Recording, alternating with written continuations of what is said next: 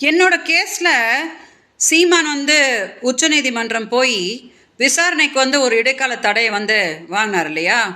அதில் வாங்கும்போது நீதிபதிகள் சொன்னாங்க, இந்த மாதிரி விஜயலட்சுமிக்கு ஒரு இழப்பீடு கொடுங்க அப்படின்னு சொல்கிறாங்க. சீமானோட வழக்கறிஞர் சொல்கிறாங்க, ஆமாம் நாங்கள் அதை தான் பேசிக்கிட்டு இருக்கிறோம், நாங்கள் உறுதியாக பண்ணுவோம் அப்படின்னு சொல்லி அந்த ஆர்டர் வாங்குறாங்க. வெளியில் சீமான் பத்திரிகையாளர்களை சந்திக்கும் போது நான் அப்படி ஒரு இழப்பீடுலாம் கொடுக்க போகிறதில்ல அப்படின்னு சொல்லிட்டு போகிறார்.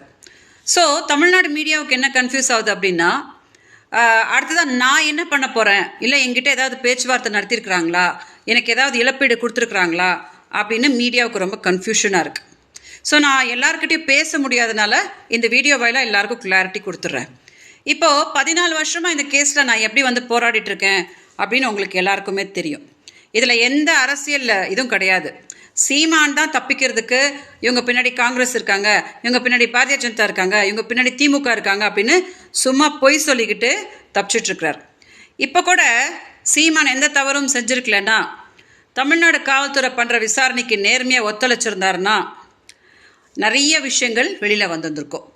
அடுத்ததான் நிறைய உண்மைகள் வெளியில் வரப்போகுது அப்படின்ற பயந்து தான் உடனே சுப்ரீம் கோர்ட்டு போய் அங்கே ஒரு ஸ்டே கொண்டு அவர் வெளியில் மீடியா கிட்ட அவள் ஒரு பாலியல் தொழிலாளி, என்கிட்ட வீடியோஸ்லாம் இருக்குது அப்படின்னு சொல்லிட்டு என்னை என்ன மறைமுகமாக த்ரெட்டன் பண்ண பார்க்குறாருன்னா, அப்படி சொல்லிட்டா நான் பயந்து போய் ஃபர்தர் இந்த கேஸில் நான் எதுவும் போராட மாட்டேன், அப்போ தானாக இந்த கேஸ் அப்படியே முடிஞ்சு போய் எல்லாரும் இதை கொஞ்ச நாள் பேசிட்டு மறந்துடுவாங்க அப்படின்னு சீமான் ஒரு கணக்கு போடுறார்.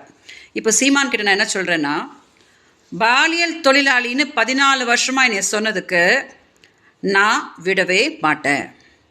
சுப்ரீம் கோர்ட்டுக்கு எடுத்துகிட்டு போய் ஏன் என்னைய 14 வருஷமாக சீமானும் நாம் தமிழ் கட்சிக்காரங்களும் என்னைய பாலியல் தொழிலாளின்னு சொல்லி டார்ச்சர் பண்ணி சாகர லெவல் வரைக்கும் என்னைய தள்ளுறாங்க அப்படின்றதுக்கு சீமான் அங்கே பதில் சொல்லியே ஆகணும்.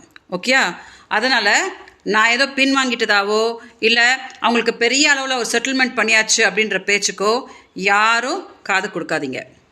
இப்போ தான் சீமான் நல்லா மாட்டியிருக்கிறாரு. அதனால் அடுத்ததாக என்னென்ன ஆக போகுது என் தரப்புலேருந்து அப்படின்றது உங்களுக்கு எல்லாம் வரும்.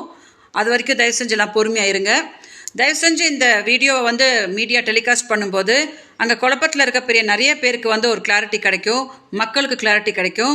ஸோ சீமான்கிட்டையும் நான் என்ன சொல்கிறேன் அப்படின்னா, என் வாழ்க்கையை சீரழிச்சிட்டு கடைசியாக சுப்ரீம் கோர்ட்டு போயிட்டு ஒரு ஸ்டே கொண்டு இவங்க பின்னாடி திமுக இருக்கிறாங்க அப்படின்னு சொல்லிட்டு வித்தை காட்டிட்டு போகிறதுக்கு நான் போராடிட்டு இல்லை. ஓகே, எனக்கு கிடைக்க வேண்டிய நியாயத்தை கிடைக்க வரைக்கும் நான் சுப்ரீம் கோர்ட் என்ன சீமான் எங்கே போனாலும் நான் பின்னாடியே போய் போராடுவேன் அப்படின்னு உறுதியாக இந்த வீடியோவில் நான் தெளிவுபடுத்தேன்.